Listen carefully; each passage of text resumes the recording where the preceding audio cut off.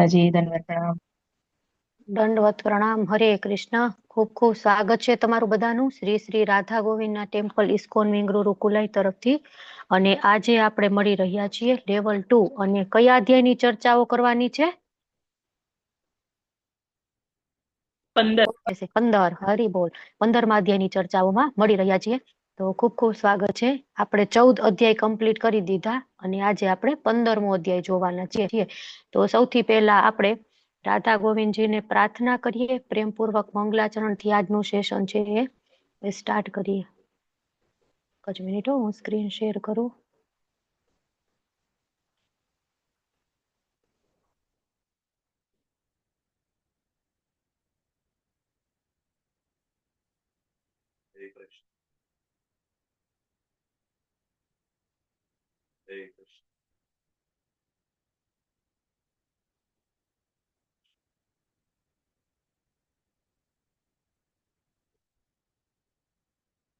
અલગ ફોલ્ડરમાં ફાઇલ પડી છે તો અલગ ફોલ્ડરમાં નાખવી પડશે, મળતી નથી.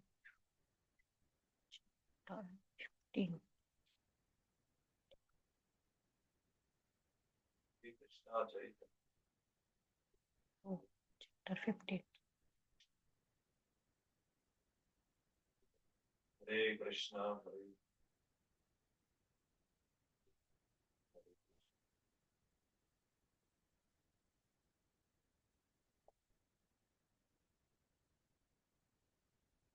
દેખાય છે સ્ક્રીન મારી? વિઝિબલ છે? હરે કૃષ્ણ. માતાજી, હા માતાજી દેખાય છે. સરસ. ચલો રાધા ગોવિંદજીને પ્રેમપૂર્વક પ્રાર્થના કરીએ, પ્રભુપાદજીને પ્રાર્થના કરીએ અને મંગલાચરણથી આજનું આ સેશન છે સ્ટાર્ટ કરીએ. ઓમ અજ્ઞાન તિમિરાંધસ્ય જ્ઞાનાંજન શલાકયા ચક્ષુરુન્મિલિતમ યેન તસ્मै શ્રી ગુરુવે નમઃ. શ્રી ચૈતન્ય મનોભીષ્ટમ સ્થાપિતમ યેન ભૂતલે સ્વયં રૂપઃ કદા મહ્યં દદાતિ સ્વપદાન્તિકં. વંદેહમ શ્રી ગુરુ શ્રીયુત પદકમલમ શ્રી ગુરુन् વૈષ્ણવાંશ્ચ શ્રી રૂપમ સાગ્રજાતમ સહગણ રઘુનાથાન્વિતમ તમ સજીવમ સાદ્વૈતમ સાવધૂતમ પરિજન સહિતમ કૃષ્ણ ચૈતન્ય દેવમ શ્રી રાધા કૃષ્ણ પાદાન સહગણ લલિતા શ્રી વિશાખાન્વિતાશ્ચ.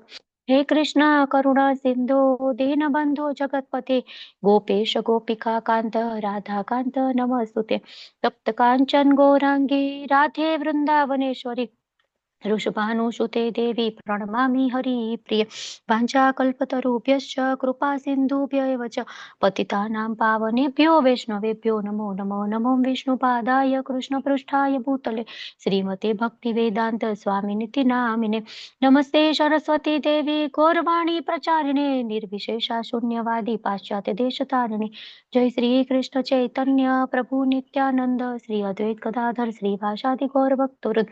हरे कृष्ण कृष्ण कृष्ण हरे हरे, हरे राम राम राम हरे हरे. श्री श्री राधा गोविंद भगवान की जय. गौर निताय की जय. श्रील प्रभुपाद की जय.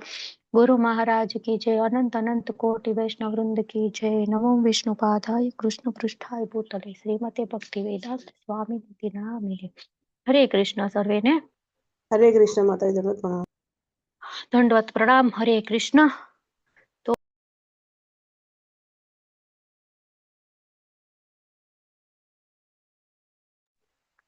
તો આજે આપણે પુરુષોત્તમ યોગ અધ્યાય 15, બરાબર? તો પુરુષોત્તમ યોગ નામ ઉપરથી જ ખબર પડે ને, પુરુષોત્તમ, પુરુષોમાં ઉત્તમ. પુરુષોત્તમ કોણ છે? તો કૃષ્ણ. આપણે જોયું હતું ને, ભોગતા કોણ છે? અલ્ટિમેટલી કૃષ્ણ છે, બરાબર? એમની પોઝિશન શું છે, આપણી પોઝિશન શું છે, આપણે ક્યાં જવાનું છે, બરાબર? એ બધું જ જાણવા માટે આપણે શું કહેવાય, કર્મયોગ અને ભક્તિ યોગ એ અધ્યાય જોઈ લીધા. હવે કરવું શું જોઈએ આપણે એના માટે? તો એના બધા અધ્યાય છે જ્ઞાન યોગ, જ્ઞાન યોગના. તો આગળ આપણે જોઈએ કે આપણે 13મા અધ્યાયમાં જોયું હતું, બરાબર, કે પ્રકૃતિ પુરુષ. પ્રકૃતિ કોણ છે, પુરુષ કોણ છે. 14મા અધ્યાયમાં ગુણત્રય, ત્રણેય ગુણ જોયા. અને હવે ભગવાન એ પોતાના વિશે વાત કરે છે, પૂર્ણ પુરુષોત્તમ ભગવાન શ્રી કૃષ્ણ. કે ત્રણેય ગુણ છે એ આપણને 14મા અધ્યાયમાં ત્રણેય ગુણ વિશે વર્ણન કેમ કર્યું? કે એ ત્રણેય ગુણમાં આપણે કામ નથી કરવાનું. એ ત્રણેય ગુણ પણ છે એ બાંધે છે. સત્વગુણ આપણને એમ લાગે કે સત્વગુણ સારો છે, પણ સત્વગુણ પણ બંધન કરતા તો છે જ. સોનાની સાંકળ છે સત્વગુણ, બરાબર. પછી ચાંદીની સાંકળ છે અને લોઢાની સાંકળ છે રજનીતમ. તો એ ત્રણેય ગુણ છે એનાથી ઉપર ઉઠી અને આપણે કર્મ કરવાનું છે અને ભક્તિ કરવાની છે અને ભગવાનના ધામમાં જવાનું છે. તો ભગવાનનું ધામ કેવું છે? તો એ ભગવાન છે અહીંયા આપણને કહેશે. તો કેટલાય લોકો છે આ પૂર્ણ પુરુષોત્તમ યોગ અધ્યાય છે ને એ રોજ પઠન કરતા હોય, મોઢે આવડતા હોય બધા જ શ્લોક છે. તો આપણે ખૂબ જ 14મા અધ્યાયમાં ભણ્યું. 14મો અધ્યાય છે ખૂબ જ મહત્વનો અધ્યાય હતો કે ભૌતિક જગતમાં સુખી રહેવું હોય તો આપણે શું કરવાનું, બરાબર. આપણે એમ્પ્લોય રાખવા હોય તો કેવા રાખવા જોઈએ? સત્વગુણી હોય રાખવા જોઈએ ને, રજોગુણી રાખવા જોઈએ, તમોગુણી કયા રાખવા જોઈએ? તો એ આપણને 14મા અધ્યાયમાં ખબર પડી. એમ્પ્લોય રાખવા હોય તો રજોગુણ વાળા હોય તો ભાગીને આ પ્રોજેક્ટ છે, આટલું તમારું શું કહેવાય ટાર્ગેટ છે, આમ કરવાનું છે, તેમ કરવાનું છે, બરાબર. તો એ બધું પૂરું કરે, એ બધું આપણને ત્યાં ખબર પડી.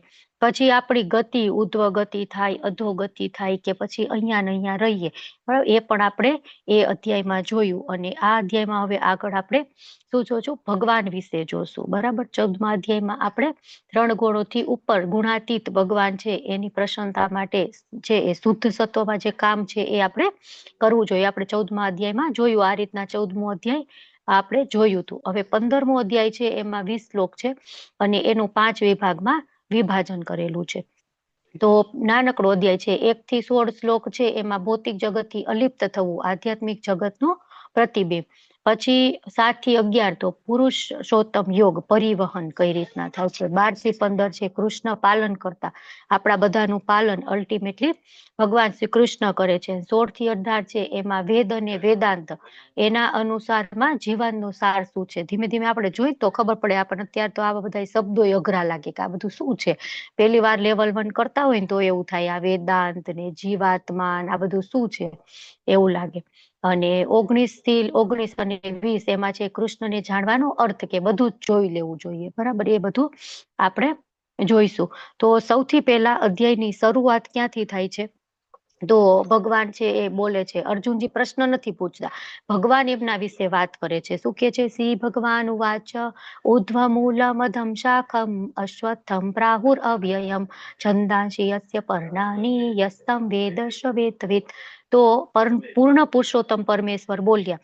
આ ભૌતિક જગત કેવું છે એની ભગવાન અહીંયા ચર્ચા કરે છે. કે એમ કહેવાય છે કે એક શાશ્વત અશ્વત્થ વૃક્ષ છે જેના મૂળ ઉપરની બાજુ છે અને શાખાઓ નીચેની તરફ છે. તો આપણે લેવલ 1માં પૂછતા હોય ને કે આવું વૃક્ષ તમે કોઈએ જોયું છે? ચલો એકવાર આપણે રિવિઝન કરી લઈએ. આવું વૃક્ષ ક્યાં હોય? જેના મૂળ છે ઉપરની બાજુ હોય અને શાખા નીચેની બાજુ હોય. બોલો, ચલો કોણ બોલશે? મિત્ર વૃંદા માતાજી બોલો. હરે કૃષ્ણ. તળાવની પાર ઉપર હોય, જ્યાં પાણી હોય એની બાજુમાં જે ઝાડ હોય આપણે ત્યાં પાણીમાં એવી રીતે દેખાય. ઓકે, એનો પ્રતિબિંબ પડે, પડછાયો પડે તો એવું દેખાય. પછી બીજું ક્યાંયથી દેખાય આવે પ્રકારનું વૃક્ષ આપણને એના સિવાય બીજું? ઊંધા લટકાય તો દેખાય. હરે બોલ, ખૂબ સરસ. ઊંધા લટકાય તો આપણને આવું વૃક્ષ દેખાય, બરાબર.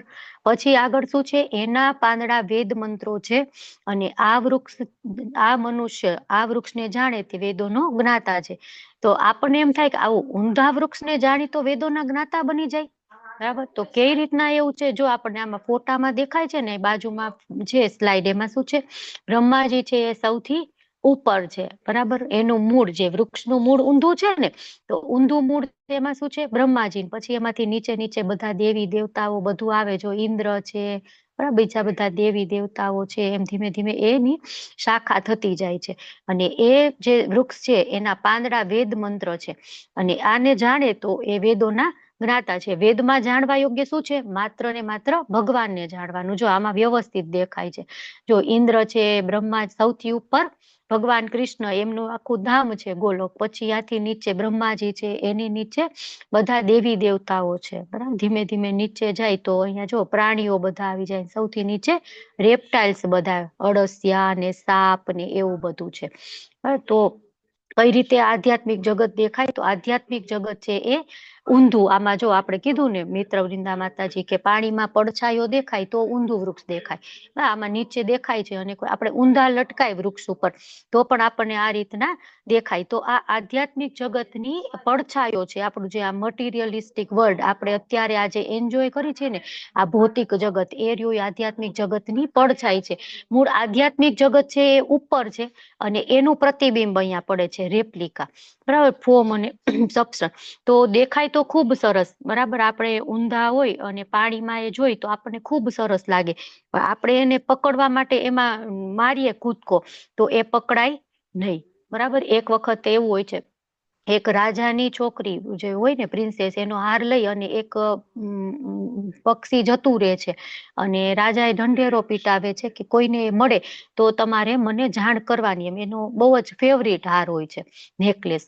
તો પછી એ પક્ષી ઉડતું ઉડતું જાય છે ને એ નદીની ઉપરથી નીકળે ને તો એમાં નદીમાં એનું પ્રતિબિંબ દેખાય. તો એક ભાઈ નદી કિનારે બેઠો બેઠો નદીમાં જોવે તેને દેખાય, હા મળી ગયો હાર મને, તો હવે કેટલું બધું પૈસા મળી જાય, મને તો રાજા ખુશ થઈને આમ કરશે. એની પકડવા માટે પાણીમાં કૂદકો મારે અને કાંઈ એને હાથમાં આવતું નથી, એમને પડી જાય છે. અને ત્યાં ઓલું હોય છે, શું કહેવાય, દલદલ, બરાબર. એમાં વધારે જેમ આપણે બહાર નીકળવાની પ્રયત્ન કરીએ તો એમાં વધારે ને વધારે અંદર ડૂબતા જ જઈએ, બહાર ન નીકળી શકીએ.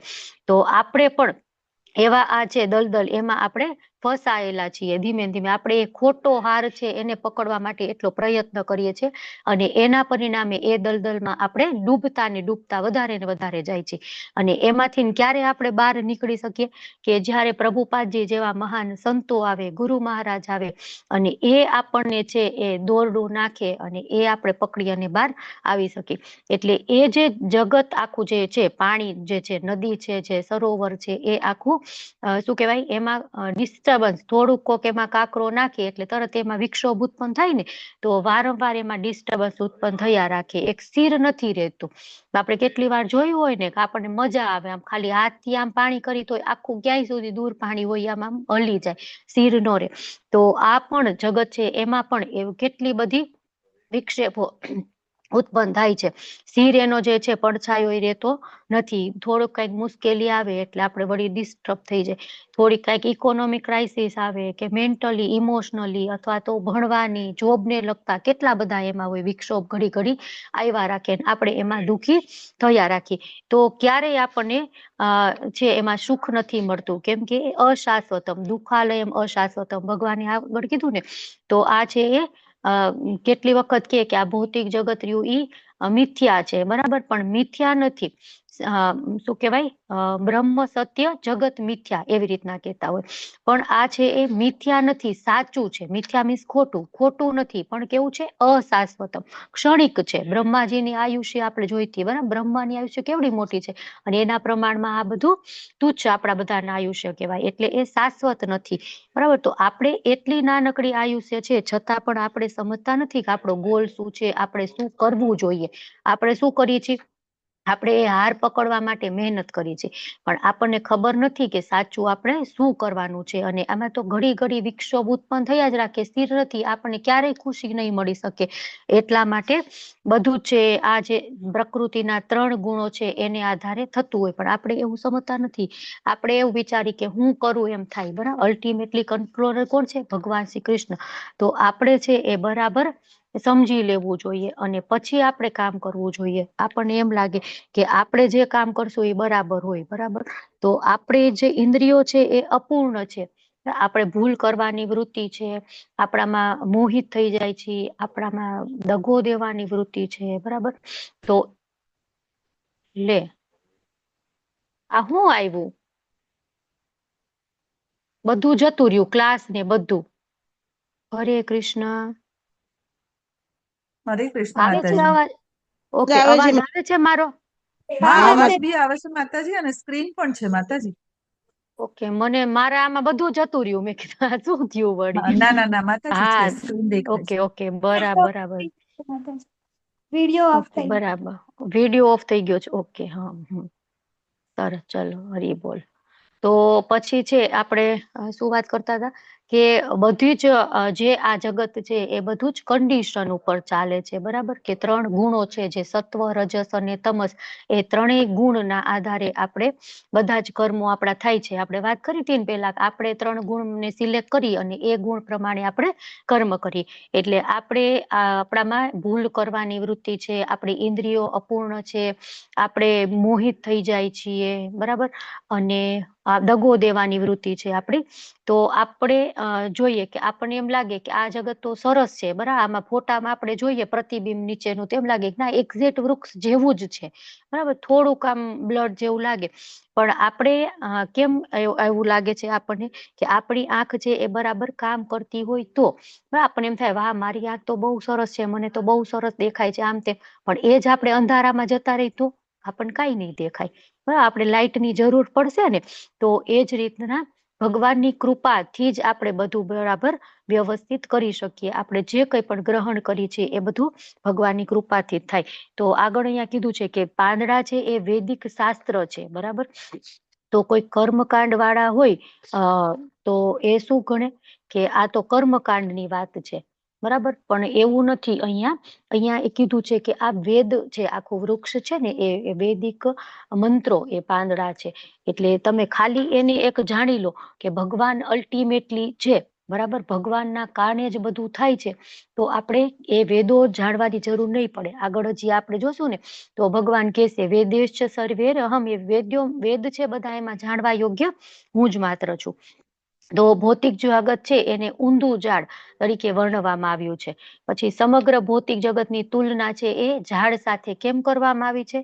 કેમ કે આપણને ઝાડના જે છે ને ધીમે ધીમે આપણે કાંઈક ઈચ્છાઓ જેમ જેમ કરીએ ને એમ આપણી જે ઝાડની શાખાઓ છે ને એ વિકસતી જાય છે, ધીમે ધીમે વિકસતી જાય. એવન અમુક જે આપણા આચાર્ય હોય ને એ તો એમ કે તમે ખાલી એક રોડ ક્રોસ કરો ને ત્યાં પણ તમે કેટલી બધી ઈચ્છાઓ થઈ જાય અને એ ઈચ્છાઓને આધારે કેટલાય બધા તમારા જન્મો નક્કી થઈ જાય. આપણને એમ થાય આ પક્ષી કેવું સરસ છે, હું કાશ આવું કરી, એક જન્મ ફિક્સ. આપણને એમ થાય આ દુકાનમાં કેવા સરસ સમોસા મળે છે, એક જન્મ ફિક્સ ધરો, બરાબર. એવી રીતે આપણે કેટલી બધી, અને જ્યાં સુધી એક એક વસ્તુ પ્રત્યે વિરક્તિ ન આવે ને ત્યાં સુધી આપણે ભગવાનના ધામમાં જવા માટે યોગ્ય ન બની શકીએ. એક ખાલી આપણને એમ થાય કે મારે તો સમોસું ખાવું તું, પણ હવે તો ભગવાન લઈ જાવે, એ તો પૂરી ઈચ્છા ન થઈ મારી, પૂરું. મૃત્યુ સમય શું યાદ આવી ગયું? સમોસું. તો હવે એ ખાવા માટે પણ બીજો જન્મ લેવો પડે. હવે કર્મો તો એવા કર્યા નથી માણસ થાય, પણ અતિ ઈચ્છા એ તો પછી ઓલું કૂતરું કેવું કંઈક બનીને વધેલું ઘટેલું સમોસું નાખે ને પછી આપણે ખાય, બરાબર. તો એવી રીતના થાય. પછી વૈદિક શાસ્ત્રોનો હેતુ શું છે? ધીમે ધીમે ભૌતિક બંધનો છે એમાંથી મુક્ત થઈ જવું અને ભગવાન પ્રત્યે વળવું, બરાબર. એટલા માટે જ જયારે બુદ્ધ ભગવાન આવે ને ત્યારે એમ કે છે કે અમે વેદોને માનતા નથી, વેદો તરફ પાછા વળો. તો એ શું કામ એવું પેલા કે છે વેદોને અમે માનતા નથી?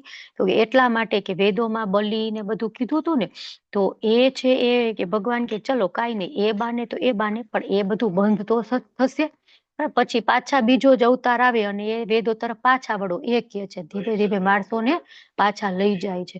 પછી આ બ્રહ્મના વૃક્ષને શું કામ સમજવું જોઈએ? તો અવિનાશી વૃક્ષ ને સમજે છે તે અનાશક્તિથી તલવારથી તેમાંથી બહાર નીકળી જાય છે. ખબર પડી જાય કે અલ્ટિમેટલી કરવાનું શું છે, બરાબર. આ ભૌતિક જગત છે એ માત્ર પ્રતિબિંબ છે, અને આપણે પ્રતિબિંબ હોય પાણીમાં ને ગમે એટલું પકડવાની ટ્રાય કરી તો એ પકડાવાનું નથી. એટલે આપણે ધીમે ધીમે એના પ્રત્યે અનાસક્તિ થઈ જવી જોઈએ, આસક્તિ ન હોવી જોઈએ એના પ્રત્યે. અને આ ઊંધા વૃક્ષમાંથી બહાર નીકળવાની પ્રક્રિયા શું છે? તો બધું જ આપણે શાસ્ત્રોને જાણવા અને એ જાણી અને આ જગત પ્રત્યે વિરક્તિ લઈ આવી અને પછી આપણે આપણા ભગવાનનું જે અલ્ટિમેટલી આપણું એડ્રેસ છે ત્યાં પહોંચી જવું, બરાબર. તો આ રીતે ભૌતિક જગત છે એ ઊંધું વિશ્વ છે અને અવ્યક્ત જે કે છે કે ભગવાન છે એ વ્યક્તિ નથી, આધ્યાત્મ બ્રહ્મ છે, બરાબર. એક જ્યોતિ છે ભગવાન, એવું કે નિરાકાર છે. તો એ પણ અહીંયા એનું ખંડન કરે છે અવ્યક્ત દત્તા, કે જેમ કહેવામાં આવ્યું છે કે આધ્યાત્મિક વિશ્વમાં માત્ર અભેદિત બ્રહ્મનો જ સમાવેશ થાય છે, પણ નહીં, ભગવાન અહીંયા એવું નથી કહેતા. ભગવાન અહીંયા કે છે કે સરસ મજાનું રૂપ છે, આખું એક વૃક્ષ છે, તો વૃક્ષનું પણ રૂપ તો હોય જ ને. અને એ જાણવાનું છે આપણે, અને આખો અધ્યાય પતશે ને ત્યારે ખબર પડશે કે ભગવાન છે એ સરસ મજાના ભગવાનનું રૂપ છે. તો આગળ ભગવાન શું કહે છે કે આ વૃક્ષની શાખાઓ ઉપર અને નીચે પ્રસરેલી છે અને પ્રકૃતિના 3 ગુણો દ્વારા પોષણ પામે છે. આ વૃક્ષ છે એની જ હજી વાત કરે છે. કેવી છે કે આ નીચે તરફ અને ઉપર તરફ, જો આમાં ફોટામાં આમાં છે ને સ્લાઇડમાં બતાવેલું પિક્ચર, તો એ રીતના ઉપર અને નીચે પ્રસરેલી છે અને પ્રકૃતિના 3 ગુણો દ્વારા પોષણ મળે છે, સત્વ, રજસ અને તમસ. અને તેની ડાળીઓ છે એ શું છે? ઇન્દ્રિયોના વિષય. આપણી ઇન્દ્રિયો છે એના શબ્દ, સ્પર્શ, રૂપ, રસ અને ગંધ. અને તેની ડાળીઓ ઇન્દ્રિયના વિષય છે. આ વૃક્ષના મૂળ નીચે પણ જાય છે અને તે માનવ સમાજના સકામ કર્મોથી બંધાયેલા છે. તો ક્યારેક ક્યારેક છે એ કોક ઉપરના લોકમાં જાય, ક્યારેક નીચેના લોકમાં. એટલે શાખાઓ છે એ ઉપર અને નીચે પ્રસરેલી છે. જે પ્રમાણે આપણે કર્મ કરીએ, આપણે સારા કર્મ કરીએ તો ઉધ્વ લોકમાં જઈએ, ખરાબ કર્મો કરીએ તો અધો લોકમાં જઈએ.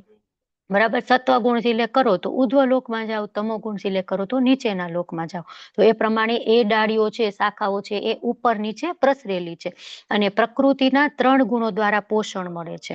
બરાબર? તો વેદોની સ્તુતિ આપણે કરીએ, બરાબર, ભગવાનના ધામમાં આપણે તો જઈ શકીએ, ભગવાનને પામી, મતલબ ઉધ્વ લોકમાં આપણે જઈ શકીએ. અને સકામ કર્મ કરીએ આપણે, બરાબર, તો આપણે આ લેવલ ઉપર હોય ને, સારા કર્મો કરીએ, પુણ્ય કર્મો કરશું તો ઉપર, સત્વ, રજસ અને તમસ એ ગુણ પ્રમાણે કર્મ કરશું તો એ પ્રમાણે થશે. અને 3 ગુણો દ્વારા પોષણ મળે છે. બરાબર? તો એ 3 ગુણ છે એના પ્રમાણે એ વૃક્ષ છે ધીમે ધીમે મોટું થાય. આપણે સત્વ ગુણ સિલેક્ટ કરી તો એ પ્રમાણે કર્મ કરી તો એ કર્મનું પણ બંધન થાય ને. તો જે કર્મનું બંધન થાય, જે આપણા જન્મો ફિક્સ થાય, એ પ્રમાણે એ વૃક્ષ છે એને પોષણ મળે. એ વૃક્ષ છે ધીમે ધીમે મોટું થઈ જાય. આગળ કહેશે કે આ વૃક્ષ છે ને એને આપણે મોટું નથી કરવાનું, આપણે એ વૃક્ષને કાપી નાખવાનું છે. તેની ડાળીઓ છે ઇન્દ્રિયોના વિષય છે. તો જેટલા આપણે ઇન્દ્રિય ભોગમાં વધારે ને વધારે લિપ્ત થતા જાય, વધારે ને વધારે પડતા જાય, એટલી એની ડાળીઓ છે એ મોટી ને મોટી થતી જાય, એટલું મોટું ને મોટું આ વૃક્ષ થતું જાય. અને આ વૃક્ષના મૂળ નીચે પણ જાય છે અને તે માનવ સમાજના સકામ કર્મોથી બાંધે છે. તો એના મૂળ કેવા છે? સકામ કર્મોથી બાંધે છે. તો જેને સકામ કર્મ કરવું છે, જેને, બરાબર, ઇન્દ્રિય તૃપ્તિ માટે, ભોગ માટે, તો એનું આ વૃક્ષ છે એ મોટું મજબૂત થતું જાય અને એ આ મટીરિયલિસ્ટિક વર્લ્ડ છે એના પ્રત્યે એટેચમેન્ટ વધતું જાય. અને એવો માણસ છે એ વધારે ને વધારે ભોગી બનતો જાય, ભોગમાં વધારે અને વધારે ડૂબતો જાય. તો પ્રભુપાદ સમજાવે છે કે પાણી હોય ક્યાંક જગ્યાએ તો ત્યાં પાક છે એ સરસ આવે, બરાબર, અને પાણી ન હોય તો એ જ જમીનમાં પાક નો આવે, આખી બંજર વેરાન જમીન થઈ જાય. બરાબર? તો આ પણ એક સરખું જ બધું આખું છે. પણ જે ગુણ આપણે સિલેક્ટ કરીએ, જે પાણી મળશે જમીનમાં તો અહીંયા સરસ મજાનો પાક થશે, જો નહીં મળે તો અહીંયા નહીં થાય. તો એ રીતના 3 ગુણની અસરથી અલગ અલગ જન્મ મળે છે. જો આપણે સત્વ ગુણ સિલેક્ટ કરી તો ઉધ્વ ગતિ થાય, રજો ગુણ સિલેક્ટ કરી તો અહીંયા ને અહીંયા રહી, તમો ગુણ સિલેક્ટ કરીએ તો અધોગતિ થાય. તો આપણી ઇન્દ્રિય તૃપ્તિ જેમ આ ડાળખી છે એ મોટી જાય. રુદ્ર, તો સૌથી ઉપર શું છે? ભગવાનનું ધામ છે, બરાબર, એનાથી નીચે બ્રહ્માજી છે અને એનાથી નીચે ઇન્દ્રિયો, એના જે વિષયો છે એ બધું, અને એનાથી નીચે આપણે બધા. પછી આપણે બધાથી આમાં જો નીચે છે નાના નાના મનુષ્ય દેખાય છે, પછી એનાથી નીચે ગાય, વાઘ એ બધું. પછી આપણે વાત કરીને સાપ, વીછી, એવી રીતના. તો ધીમે ધીમે જે પ્રમાણે આપણે કર્મ કરી એ પ્રમાણે આપણને યોનિઓ વિવિધ છે એ મળે અને એ પ્રમાણે આપણો જન્મ થાય. તો વડનું વૃક્ષ છે, આજે વડ, અમુક વડ કહેતા હોય, અમુક પીપળ પણ કહેતા હોય. તો આ વડનું વૃક્ષ છે એ ભૌતિક વિશ્વની ગૂંચળામણ શું છે, એનું પોષણ ક્યાંથી મળે છે, એની મૂળ શું છે, એની શાખા શું છે, એની અભિવ્યક્તિ,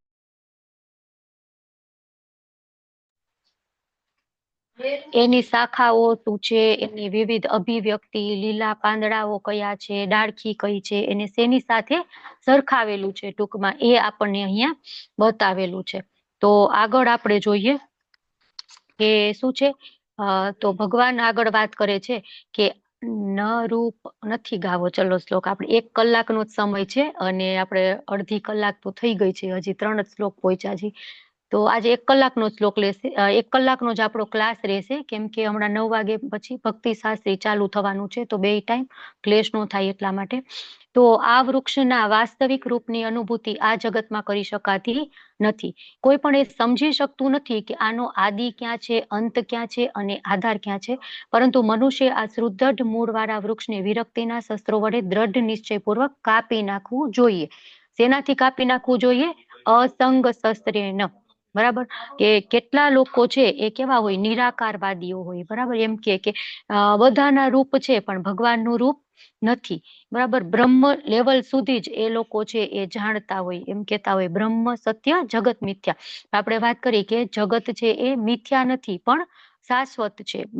જગત છે શાશ્વત નથી પણ છે ખરું. તો જે લોકો છે એ જલ્દીથી આ જાણી શકતા નથી, જે બ્રહ્મ સુધી જ પહોંચેલા હોય છે. કે આપણે કેટલી વાર વાત કરી કે આપણા પપ્પા હોય, એના પપ્પા હોય, એના પપ્પા હોય. બરાબર, આપણે જોયા ન હોય પણ આપણને વિશ્વાસ હોય કે છે. બરાબર, તો છેક છેલ્લે સુધી આપણે પહોંચીએ, એના પપ્પા, એના પપ્પા, એના, તો ક્યાં સુધી આવે? છેલ્લે એન્ડ શું આવે? ભગવાન શ્રી કૃષ્ણ. બરાબર ને, એમાંથી જ બ્રહ્માજી આવે ને એમાંથી પછી બધા ઋષિઓ આવે ને એ બધામાંથી આપણે આવી. તો આદિ ક્યાં છે, શરૂઆત ક્યાં છે, અંત ક્યાં છે, એમનો આધાર ક્યાં છે, એ આ કોઈ લોકો જે નિરાકારવાદીઓ છે એ સમજી શકતા નથી. અને એ શું કે મજા કરો ને, ફરીથી શું બનશું શું ખબર પડે. બરાબર, તો મનુષ્ય બન્યા છો, આ વખતે મનુષ્ય જન્મ મળ્યો છે તો મજા કરો, એવું પણ ભૌતિકવાદી હોય કેતા હોય. અને તો એ બધાની જે વિચારસરણી છે એને આપણે શું કરવું પડે? તો અશસ્ત્રેન અસંગ શસ્ત્રેન દ્રઢેન ચિત્વા, કે જે અસંગનું શસ્ત્ર છે એનાથી આપણે એને જળમૂળમાંથી અલગ કરી દેવાનું, તોડી નાખવાનું, આપણે એમાંથી વિરક્ત થઈ જવાનું. એટલે કેવી રીતે વિરક્તિ આવે? મારે વિરક્તિ તો લઈ આવી છે પણ વિષયો જેટલા પ્રબળ છે ઇન્દ્રિયોના, એમાંથી થવાતું જ નથી વિરક્ત. તો આપણે ધીમે ધીમે સ્પિરિચ્યુઅલ લાઈફ છે એમાં તરફ આપણે એટેચ થઈશું તો ઓટોમેટિક એ બધા બીજા બધા છે ડાયવર્ઝન, એ બધામાંથી વિરક્તિ ઓટોમેટિક આવી જશે. એટલે એક હોય વૈરાગ્ય અને એક હોય વિરક્તિ. તો વૈરાગ્ય છે એના માટે આપણે મહેનત કરવી પડે, ધીમે ધીમે એ વિષયો છોડવા પડે. બરાબર, કેટલું બધું તપ કરવું પડે, ઇન્દ્રિયોનો નિગ્રહ કરવો પડે, પણ વૈરાગ્ય છે એ ઓટોમેટિક આવી જાય. આપણે એકવાર પૂછ્યું હતું ને કે કેટલા લોકો છે ટીવી જોવાનું બંધ કરી દીધું, ન્યૂઝપેપર વાંચવાનું બંધ કરી દીધું, બરાબર, ક્રિકેટ મેચ જોવાનું બંધ કરી દીધું, ચા, ઇવન અમુક લોકોને તો ચા વગર ચાલતું જ ન હોય. સવારે તો ચા જોઈએ જ, ચા ન મળે તો ચાલે જ નહીં. એવા અમુકનું તો એવું, પોતે જ બનાવેલી ચા હોવી જોઈએ તો જ એમનો દિવસ ઉગે, નહીંતર દિવસ જ ન ઉગે. હે ને, પછી સાંજે ગમે તે થાય ચા તો જોઈએ જ. બરાબર ને, તો એ બધું છૂટી ગયું. કેમ? તો એ વિરક્તિના શસ્ત્ર વડે આપણે એને છોડી દીધું. અસંગ શસ્ત્રેન દ્રઢેન ચિત્વા, કે ધીમે ધીમે આપણે સ્પિરિચ્યુઅલ લાઈફ તરફ એટેચમેન્ટ વધી ગયું આપણું. હાયર ટેસ્ટ આપણને મળી ગયો તો લોઅર ટેસ્ટ ઓટોમેટિક છૂટી ગયો. એના માટે કઈ મહેનત કરવાની જરૂર પડી નહીં.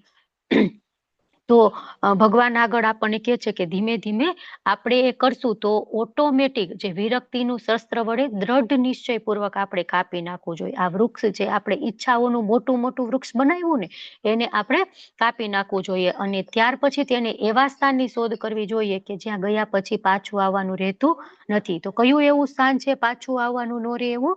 તો ભગવાન કહે છે કે યદ ગત્વા ન નિવર્તન્તે તદ્ધામમ પરમમ મમ, મારું એવું ધામ છે કે જ્યાંથી પાછું આવવાનું રહેતું નથી. અને ત્યાં તેને પૂર્ણ પુરુષોત્તમ પરમેશ્વરનું શરણું લેવું જોઈએ, કે જેનાથી અનાદિકાળથી દરેક વસ્તુનો આરંભ થાય છે તેમજ વિસ્તાર પણ થાય છે. તો વૃક્ષ છે એનું વાસ્તવિક સ્વરૂપ આપણે સમજી કેમ નથી શકતા? કેમ કે આપણે ભૌતિકતામાં ડૂબેલા છીએ અને આપણે ઈચ્છાઓ કરી અને આપણે વૃક્ષ છે એને મોટું બધું કરી દીધું છે. આપણે તો મોટું ઓલું કબીર વડ હોય ને એવડું મોટું વૃક્ષ કરી દીધું. એક મૂળ હોય તો કાપીએ ને, કયું મૂળ કાપીએ ખબર નથી પડતી આમાંથી. તો કારણ કેવી રીતે શોધવું? તો ધીમે ધીમે આપણે ભગવાન તરફ એટેચ થઈએ, ભગવાનની ભક્તિ તરફ શ્રવણમ કરીએ, કીર્તનમ કરીએ, અને તો ધીમે ધીમે એ છે એને અસંગ શબ્દ છે, અસંગ છે એ આપણે જોડી શકીએ. એટલે અસંગ છે અહીંયા ખૂબ જ મહત્વનો શબ્દ છે. અસંગ કેમ? એટલે સંગ છે ને એ ન થાય તો ચાલે, પણ અસત્સંગ છે ને એ તો ન જ થવો જોઈએ. બરાબર? જે આપણે અભક્તોનો સંગ હોય, ભૌતિક વિષયો તરફ સંગ હોય, એ તો બિલકુલ આપણે ન થવો જોઈએ. અને તો જ છે આપણે આમાંથી બહાર નીકળી શકશું. જો કેટલી વખત આપણે ઓલા નાના નાના બાળકો હોય તો એ રમતા હોય ને, ઘર ઘર બનાવે ને પછી એને એમ થાય કે હું જ આ ઘર મારું જ છે, ખોટે ખોટા ઓફિસે જાય ને પછી પાછા આવે, પછી સાચી ભૂખ લાગે કે સાચું કઈક વાગે રમતા રમતા કે એવું થાય ત્યારે પાછા મમ્મી પપ્પા યાદ આવે ને. તો એવી રીતના આપણે પણ અહીંયા ફસાઈ ગયા છીએ. આપણને ખબર નથી કે આપણા ઓરિજિનલ મમ્મી પપ્પા ક્યાં છે. આપણે તો એમ વિચારી આ જ મારું ઘર છે, હું જ અહીંનો સ્વામી, મારે આમ જ કરવાનું છે, આ જ બરાબર છે. પણ પછી જયારે ઠોકર લાગે કે જયારે કઈક ભૂખ લાગે, જયારે યાદ આવે, જયારે કોઈક ગુરુ કે કોઈક આવીને આપણને કહે, ત્યારે ખબર પડે કે નહીં, મારા તો મમ્મી પપ્પા છે એ તો છે બીજા ગોલોક વૃંદાવન ધામમાં, મારા તો પિતા છે, મારે ત્યાં પાછું જવાનું છે. તો એ મને સાચું સાચું કઈ ખાવાનું બનાવીને આપશે તો મને ભૂખ લાગી છે એ સંતોષ આ, નહીતર આવું રમકડાથી બનાવીને ગમે એટલું ખાશું તો પણ કાંઈ ફેર નહીં પડે. તો એ રીતના ભગવાન અહીંયા કહે છે કે આપણે બધાએ આ અસત્સંગ, અસંગ રૂપી જે વિરક્તિ રૂપી શસ્ત્ર છે એનાથી આ વૃક્ષને કાપી નાખવાનું છે અને પછી આપણે ભગવાનના ધામમાં જવાનું છે. તો આપણે લેવલ 1 માં વાત કરતા હતા ને, આ પુલ, આપણે આ જગત આખું છે, ભૌતિક જગત આ પુલ જેવું છે. આપણે આમ ઉભા રહીએ તો મજા તો ઘણી આવે, નીચેથી સરસ મજાનું સુંદર દ્રશ્ય દેખાય, ખીણ દેખાય, પણ એ ક્યારે પવન આવે અને આપણે પડી જઈએ અથવા તો ક્યારે એ પુલ છે એ તૂટી જાય એનું કઈ નક્કી નહીં, એમાં કઈ સપોર્ટ પણ નથી. તો આપણે જલ્દીથી આપણું આ ઘર છે ભગવાનનું ધામ ગોલોક વૃંદાવન, ત્યાં પહોંચી જવું જોઈએ અને એમાં સેફ સિક્યોરિટી આપણે રહેવું જોઈએ. એટલે બને એટલી આપણે ટ્રાય કરવી જોઈએ. અસંગ શસ્ત્રેન દ્રઢેન ચિત્વા, આપણે એના ઉપર ચર્ચા કરી કે આપણે એ શસ્ત્ર લઈ અને આપણે તોડી નાખવું જોઈએ. બરાબર છે. અસંગ આપણો છે એ પૂરો થઈ જાય તો પછી શું થાય? પછી ભક્તિમય સેવા ચાલુ થાય. પછી આપણે છે એ ભગવાનના ભક્તોનો સંગ થાય. અત્યાર સુધી આપણે જોઈ ને કે જ્યાં સુધી આપણે ભૌતિકતામાં ડૂબેલા હતા ત્યાં સુધી ભક્તોનો સંગ નહોતો થતો, આપણને ઇવન ગમતું પણ નહોતું. પણ ધીમે ધીમે ધીમે ધીમે આપણે ભક્તિ તરફ વળી ગયા તો આપણને ઓટોમેટિક ભગવાન એવી શું કહેવાય પરિસ્થિતિ આપણને કરી દે કે આપણે એ જે વૃક્ષ મોટું કરેલું છે એને આપણે તોડી શકીએ અને આપણે એમાંથી બહાર નીકળવા માટે રસ્તો આપણે ગોતી શકીએ. તો આગળ ભગવાન કહે છે કે શરણાગતિની પ્રક્રિયાની વાત કરે છે કે કોઈ વ્યક્તિ છે એ શરણાગત છે ભગવાનમાં તો એના લક્ષણો શું હોય? આપણે કીધું ને, વિરક્તિના શસ્ત્રો વડે વૃક્ષને કાપી નાખવાનું. એ વૃક્ષને કાપી નાખી પછી ભક્તોનો સંગ થાય અને ભક્તોના સંગથી આપણને ખબર પડે કે આપણે ભગવાનને શરણાગત થવું જોઈએ. તો હવે એ શરણાગત છે કે નથી, તો એના લક્ષણો અહીંયા ભગવાન આપણને બતાવે છે કે પેલા આપણને વિરક્તિના કીધું કે વિરક્તિ છે એ આપણે લાવવી જોઈએ અને વિરક્તિ લાવ્યા પછી શું કરવાનું? શરણાગતિ. તો કેવા શરણાગતિ હોવા જોઈએ? નિર્માન મોહા, મોહ નો હોવા જોઈએ. જે મનુષ્ય મિથ્યા પ્રતિષ્ઠા, મોહ અને કુસંગથી રહિત હોવા જોઈએ. નિર્માન મોહા જીતસંગ દોષા, દો મિથ્યા પ્રતિષ્ઠા, ખોટી પ્રતિષ્ઠા, સન્માનિત કરવા જોઈએ, મને માન દેવા જોઈએ. થોડુંક અપમાન થઈ જાય તો તરત આપણને શું થાય? ગુસ્સો આવી જાય કે મારું આટલું બધું અપમાન, હું કોણ છું ખબર છે તમને? હું તો ડોક્ટર છું, હું કોલેજમાં પ્રોફેસર છું, આમ થોડું હોતા હશે, હવે હું કોઈ દિવસ ત્યાં જાવ જ નહીં, આવું તો બિલકુલ ચાલે જ નહીં. માનની કામના જતી જ નથી બિલકુલ આપણામાં. એટલા માટે ચૈતન્ય મહાપ્રભુ કે ને, તૃણાદપી સુનીચેન તરોરપી સહિષ્ણુના અમાનીના માનદેન કીર્તન્ય સદા હરિ. તૃણાદપી સુનીચેન, તૃણ કેવું હોય? વૃક્ષ તણખલું, બરાબર, કે આપણે એની નીચે, આપણે એને પગ નીચે આપણું આવી જાય તો પણ એમને નીચે જ કઈ એમ હલે નહીં. પછી તરોરપી સહિષ્ણુના, વૃક્ષ કેવા હોય? આપણે ગમે એટલા એને પથ્થર મારીએ ને છતાં પણ એમાંથી મીઠા મીઠા ફળ જ આપે. ક્યારે વૃક્ષની ડાળી સામેથી આપણે એને પથ્થર માર્યો ને એ આપણને આમ વૃક્ષની ડાળી આમ થપાટ મારી દે તો આમ ફેસ ઉપર કેટલી હોય, કેવી હાર્ડ હોય, લોહી નીકળી જાય. હો, આપણે કોઈ દિવસ એવું વિચાર્યું ન હોય. પણ વૃક્ષ કેવા છે? એટલા માટે તૃણાદપી સુનીચેન તરોરપી સહિષ્ણુના. તો ભગવાનના ભક્તો પણ કેવા હોય? નિર્માન મોહા, મોહની કામના ન હોય, મિથ્યા પ્રતિષ્ઠાની મોહની કામના ન હોય. પછી જીતસંગ મોહ, મોહ શું છે? મારું મારું મારું મોહ છે. પતિ મારી છે, પત્ની મારી છે, ઘર મારું છે, શરીર મારું છે, મારું મારું મારું. હું શરીર છું એવું હોય તો નહીં, હું આત્મા છું એવું ક્યારેય જ્ઞાન નથી થતું. તો એ બધા છે એ ભગવાનના ભક્તો છે એ મોહથી રહિત છે, એને જીતી લીધું. જીતસંગ દોષા. પછી કુસંગ, જે ખરાબ સંગ છે, ખૂબ જ મહત્વનું છે. આપણે હમણાં વાત કરીને ચૈતન્ય મહાપ્રભુ કહે છે કે સત્સંગ નહીં હોય ને, ઓછો થશે ને તો ચાલશે. ક્યારેક કઈક એવી પરિસ્થિતિ હોય, આપણે ક્લાસ મિસ થઈ જાય, ક્યારેક એવું હોય કઈક ઇમ્પોર્ટન્ટ મંદિરમાં ફેસ્ટિવલ હોય, એવું મિસ થઈ જાય ચાલશે, પણ કુસત્સંગ, કુસંગ છે ને એનાથી રહિત રહેવું જોઈએ. એટલે હંમેશા આપણે ધ્યાન રાખવું જોઈએ કે આપણે કોનો સંગ કરવો જોઈએ. આપણે જોયું તું ને, મિત્ર કોણ છે અને આપણા શત્રુ કોણ છે. તો જે આપણે ભક્તિમાં આગળ વધવામાં મદદરૂપ થાય એ બધા મિત્રો, તો એ બધાનો સંગ કરવો જોઈએ. અને એમ લાગે કે આનો સંગ કરવાથી તો આપણે ભક્તિમાં બિલકુલ ફાયદો નથી થવાનો, તો એ કુસંગ, આપણે એનો બિલકુલ નહીં કરવાનો સંગ.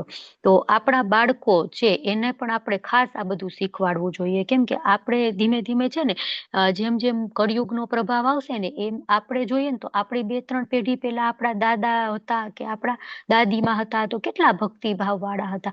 બધાના ઘરમાં ભોગ લાગતો હતો, બધાના ઘરમાં રામ અને કૃષ્ણની સેવા થતી હતી. હવે થોડા કોક જ એવા ગણ્યા ગાંઠિયા ઘર હોય ક્યાં એ સેવા થતી હોય. તો હવે આપણા બાળકો આવશે તો એને આપણે નહીં શીખવાડીએ તો એ લોકો તો એટલું પણ નહીં કરે. એટલા માટે આપણે ખાસ એ જોવું પડે કે એમને બેડ એસોસિએશન તો નો જ થાય, બરાબર. દુઃસત્સંગ, કુસંગ તો નો જ થવો જોઈએ.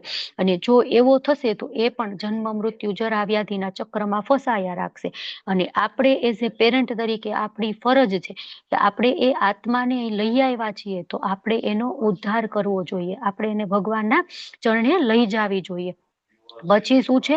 નિવૃત્ત કામા, બરાબર. ભૌતિક કામ વાસનાઓથી રહિત હોવા જોઈએ. અહીં જે કંઈ પણ છે એ બધું શું છે? આપણે એમ લાગે આ તો પ્રેમ છે, અમે તો સાચો પ્રેમ, આનાથી વિશેષ તો બીજું કાંઈ ન હોય. કોઈ પતિને એની પત્ની પ્રત્યે હોય, પત્નીને પતિ નહીં, પણ આ બધું છે એમાં સ્વાર્થ છે, ક્યાંય કામ નથી, ક્યાંય પ્રેમ નથી. સાચો પ્રેમ માત્ર ભગવાનના ધામમાં છે અને ભગવાન પ્રત્યે છે, જે નિસ્વાર્થ પ્રેમ હોય. પતિ પત્ની હોય તો મને રસોઈ બનાવી દેશે, કે પતિ હોય તો મને પૈસા કમાઈને લાવી દેશે, બરાબર. એકબીજા પ્રત્યે કાંઈક ને કાંઈક સ્વાર્થ વૃત્તિ હોય જ છે. એટલે લસ્ટ સિવાય બીજું કોઈ ન હોય. સાચો પ્રેમ છે એ ક્યાં મળે? ભગવાનના ધામમાં અને ભગવાન પ્રત્યે મળે. તો આ ભગવાનના ભક્તો છે એ કેવા હોય? નિવૃત્ત કામા, કામથી નિવૃત્ત થઈ ગયેલા. પછી દ્વંદ્વ વિમુક્તા, દ્વંદ્વ છે, સુખ દુઃખ, ઈચ્છા દ્વેષ, લાભ હાનિ, સારું ખરાબ, ગમે છે નથી ગમતું, એ બધાથી મુક્ત થઈ ગયેલા હોવા જોઈએ. અને જેવો મોહ રહિત થઈ અને પરમેશ્વરને શરણાગત કેવી રીતે થવું છે જાણે છે, તેઓ તે શાશ્વત પદને પામે છે. તો આ શ્લોકમાં પ્રભુપાદજી છે આખી આપણને શરણાગતિની પ્રક્રિયા સમજાવે છે. સૌથી ફર્સ્ટ ક્વોલિફિકેશન શું છે? કે મિથ્યા અહંકાર રહિત હોવો જોઈએ, સ્વામિત્વની ભાવના ન હોવી જોઈએ. ગર્વ હોય ને, ગમે એ કે હું આમ છું, તેમ છું, ફલાણું છું, ગર્વ, મેં આમ કર્યું, મારા જેવું તો આમ કોઈ કરી જ ન શકે. તો જ્યાં સુધી આવી બધી ભાવના હોય ને ત્યાં સુધી આપણે ભગવાનના શરણે ન જઈ શકીએ. એટલે એ બધા જ આમાં કીધું ને એ બધું જ આપણે છે એ છોડી દઈએ ને ત્યારે આપણે ભગવાનના શરણે જઈ શકીએ. કેટલી વખત કેવું હોય કે થોડોક સમય છે એ આપણે આ બધા લક્ષણો આવી જાય, ભગવાનના ભક્ત બની જાય બધું, પણ થોડોક સમય થાય ને એટલે હવે આ તો બહુ થઈ ગયું, આટલું બધું તો કઈ થતું નથી, હવે મૂકો આ બધું, બરાબર. પછી ગુરુને મૂકી દે, બધું મૂકી દે કે નહીં આટલું બધું થતું જ નથી. એક છે ને હમણાં હું લેક્ચર સાંભળતી હતી આજે જ, આપણે હતું ને ભાગવતમમાં ઐશ્વર્યા માતાજી કહેતા હતા કે એક પતિ એક હતા, બ્રહ્મચારી હતા, રોટલી રોજ એને બનાવવાની હોય, ચપાટી બનાવવાની. તો કે નહીં, મારે આવી સેવા નથી કરવી, મારે તો પ્રીચર બનવું છે સરસ મજાનું, હું આવી સેવા કરવાથી ઇસ્કોનમાં આવ્યો જ નથી, એમ કરીને એને છોડી દીધું અને ગૃહસ્થ થઈ ગયા. હવે શું થયું ગૃહસ્થ થયા એટલે? તો કે હવે રોટલી તો મારે કરવી જ પડે છે, મારી પત્નીને કમરનો દુખાવો છે, એટલી વાર ઊભી જ નહીં રહી શકતી. તો એનું તો શું થયું? અલ્ટિમેટલી તો એને કીચ કરવું પડ્યું ને. તો ભગવાન માટે કર્યું હોત તો અત્યારે ભગવાનને ભોગ લગાવીને કરતા જ હોય, પણ ઓલો બ્રહ્મચારી અને થોડુંક એમ થઈ જાય ને તો એ રીતના આપણે છે એ એમ વિચારીએ કે હું કઈક કરી લઈશ કે આમ કે તેમ, તો અલ્ટિમેટલી આપણે કરવાનું તો એ જ છે કે જે આપણી ડેસ્ટિની છે, અને ડેસ્ટિની ભગવાને ફિક્સ કરી દીધું છે કે આ કરવાનું છે. એટલે હંમેશા પરમેશ્વરને શરણાગત થઈ જવું જોઈએ. અને આ બધા જ જે કીધા એ બધા જ લક્ષણો એક એક આપણે ડેવલપ કરવા જોઈએ. અને હંમેશા છે ને આ દ્વંદ્વોમાંથી મુક્ત થવું એ ખૂબ જ અઘરું છે. આપણે એમ થાય દ્વંદ્વમાંથી મુક્ત થવું, ગમતું ન ગમતું એ તો ગમે ત્યાં આવી જ જાય. ગમે ત્યારે સેવા હોય કે ગમે આ મને ગમે છે ના નથી ગમતું, એટલે એ ખૂબ જ અઘરું છે. પણ ભગવાનના ભક્તો હોય એ બધું જ એચીવ કરી શકે. અને તો જ આ બધા ગુણો આવે કે જો ભગવાનની કૃપા હોય. આ જેટલા પણ ગુણો છે ને આપણે 13મા અધ્યાયમાં જોયા હતા, 12મા અધ્યાયમાં જોયા હતા, અત્યારે અહીંયા જોયા, આ બધા જ લક્ષણો આપણે ડેવલપ કરવા હોય તો ન થાય. માત્ર આપણે શું કરી શકીએ, ભગવાનનું નામ સારી રીતના લઈ શકીએ અને સેવા કરી શકીએ, તો ઓટોમેટિક આ બધું છે ને એ થઈ જાય. બરાબર. પણ આપણે એક એક આજે ચાલો આજે નિર્મા અને મોહાની પ્રેક્ટિસ કરીએ, આ જીત સંગ દોષાની પ્રેક્ટિસ કરીએ તો ન થાય, ઓટોમેટિક થાય એ. અને ઓટોમેટિક ભગવાનની કૃપાથી ભક્તોના સંગથી એ આપણે થઈ જાય. હવે પુરુષોત્તમ યોગ, હવે પરિવહન, હવે આગળ છે બીજો આપણે છે એ જોઈએ કે કઈ રીતના એક દેહમાંથી બીજા દેહમાં આપણું સ્થાનાંતર થાય છે. તો ભગવાન છે આગળ ભગવાનના ધામ વિશે વાત કરે છે કે ભગવાનનું જે છે, ભગવાને મટીરિયલિસ્ટિક વર્ડ આ છે એનું તો વાત કરી કે આ આખું ઊંધું વૃક્ષ છે, મોટી શાખા આમ થાય ને એને આપણે કાપી નાખવાની છે. હવે ભગવાન એમના ધામની વાત કરે છે. શું કે છે? ન તદ ભાષયતે સૂર્યો ન શશાંકો ન પાવક યદ્ગત્વા ન નિવર્તન્તે તદ્ધામમ પરમમ મમ. તો ભગવાનનું ધામ ઓરિજિનલ કેવું છે? તો ભગવાનનું ધામ છે એમાં સૂર્ય કે ચંદ્રની જરૂર પડતી નથી, અગ્નિ અને વીજળીની પણ જરૂર પડતી નથી. તો આપણું આ ભૌતિક જગત હોય એમાં એ કઈ ન હોય તો કેવું અંધારું થઈ જાય ને. પણ ભગવાનનું ધામ છે એ સેલ્ફ ઇફલ્જન્સ, ભગવાનનું જે ઇફલ્જન્સ છે, ભગવાનના શરીરમાંથી જે તેજ નીકળે છે એના કારણે આખું ધામ પ્રકાશિત થઈ જાય છે. ત્યાં સૂર્ય ચંદ્ર વગર, સૂર્ય ચંદ્ર એના પ્રકાશની જરૂર પડતી નથી. તો એવું નથી કે ધામમાં સૂર્ય કે ચંદ્ર છે જ નહીં, બરાબર. પણ ભગવાનની લીલા છે, ભગવાનનું એ એફલ્જન્સ છે ને એના કારણે આખું એ છે એ સૂર્યને પણ ત્યાંથી પ્રકાશ મળે છે, ચંદ્રને પણ ત્યાંથી પ્રકાશ મળે છે. બરાબર. તો આપણને એમ થાય કે સૂર્ય ચંદ્ર ન હોય તો કઈ નહીં, ઇલેક્ટ્રિસિટી તો છે ને. આપણે કેટલી વાર એમ થાય ને રાત પડી ગઈ, શું સૂર્ય ન હોય કઈ નહીં, આપણે તો લાઈટ ચાલુ કરી દઈશું, એમાં શું થોડું અંધારું થઈ જતું હોય. કેટલી વાર લાઈટ પણ જતું રહે તો આપણે ઓલો દીવો ચાલુ કરીને અગ્નિ પ્રગટાવી દઈએ, પણ ત્યાં એની પણ જરૂર નથી. ભગવાનનું ધામ છે એ સેલ્ફ ઇલ્યુમિનેટેડ છે, ત્યાં પોતાની રીતે જ પ્રકાશ છે. ભગવાનનું જે ઇફલ્જન્સ છે એમાંથી જ પ્રકાશ એટલો આવે છે કે એમાં બીજું કાંઈ પણ છે એની જરૂર પડતી નથી. તો જ્યાં સુધી આપણે આ ભૌતિક જગતમાં છીએ, આ બદ્ધ અવસ્થામાં છીએ, ત્યાં સુધી આપણે એ બધું જે એ ઇફેક્ટ કરે છે. ત્યાં સુધી આ ભૌતિક જગતમાં, ભૌતિક જગત છે એ સૂર્ય અને ચંદ્ર વડે પ્રકાશિત થાય છે. આપણે વિચારી પણ ન શકીએ, એક દિવસ સૂર્યનો આ ઉગે જ નહીં તો શું થાય? એ ખાલી સૂર્યનો પ્રકાશ આવે જ નહીં આખો એક દિવસ, બરાબર. તો કેટલી વખત ઓલો વરસાદના દિવસો હોય ને, અમારે છે ને અમે બધા દુર્દિન કહીએ એને, અંધારું આમ એકદમ વાદળ છાયું વાતાવરણ હોય, સૂર્ય ઉગે જ નહીં, ઉગે જ નહીં, ઉગે જ નહીં. આપણે એમ થાય ને ગમતું જ નથી હવે તો, જલ્દી સૂર્યનો પ્રકાશ આવે તો સારું. ભેજ વાળું વાતાવરણ હોય ને, ચોમાસામાં એવા દિવસો ઘણા આવે દુર્દિન, તો એમાં સૂર્ય જ ન ઉગે આખો દિવસ, તો આપણને ગમે જ નહીં એવું. તો એને આપણે તો એક દિવસની વાત કરીએ, પણ સૂર્ય એનું કેવું છે કે સૂર્ય વાદળોથી ઢંકાઈ ગયો છે, પણ સૂર્ય છે તો ખરા, એટલે તો અજવાળું થયું ને. સૂર્ય હોય જ નહીં તો અજવાળું કઈ રીતના થાય? આ તો સૂર્ય હોય જ નહીં તો શું થાય? આખું જગત છે ને એ બરફ થઈ જાય સાવ પૂરું, બધું જ, બરાબર. સૂર્યમાં આપણને એમ લાગે એટલો દૂર છે પણ એમાંથી એટલી બધી ગરમી આવે છે. તો એ ગરમી કોણ આપે છે? ભગવાન આપે છે. ભગવાન કે છે ને કે હું જ સૂર્ય છું, હું જ ચંદ્ર છું, મારી આંખ સૂર્ય છે, બરાબર. તો અલ્ટિમેટલી એ બધું ભગવાનના માંથી આવે છે. તો ભગવાનનું ધામ એવું છે કે એમાં એ કાંઈ પણ પ્રકારની જરૂર પડતી નથી, ત્યાં ક્યારેય અંધારું જ નથી થતું, ત્યાં સૂર્ય ચંદ્ર અગ્નિ વીજળી કાંઈ જરૂર પડતી નથી. અને જે મનુષ્ય ત્યાં પહોંચી જાય છે તેઓ ફરીથી પાછા આવતા નથી. યદ્ગત્વા ન નિવર્તન્તે તદ્ધામમ પરમમ મમ. પરમમ મમ છે એ શબ્દ પણ ખૂબ જ અગત્યનો છે. પ્રભુપાદ સમજાવે છે કે જગતનો ખૂણે ખૂણો, એક શું કહેવાય, કોર્નર અને એક એક નૂર એ બધા જ ભગવાનની માલિક માલિકીના છે, કૃષ્ણની માલિકીના છે. અને કઠોપનિષદનો એક શ્લોક પ્રભુપાદ ત્યાં આપે છે, તો કે ત્યાં પણ કઠોપનિષદમાં પણ કીધું છે, માત્ર ભગવદ્ ગીતામાં જ નહીં, કે ત્યાં સૂર્ય કે ચંદ્ર કે કાંઈ પણ પ્રકાર કે વીજળી કે કાંઈ પણ જરૂર પડતી નથી. તો ભગવાન, આપણને એમ લાગે કે ભગવાન એમના ધામની પબ્લિસિટી કેમ કરે છે?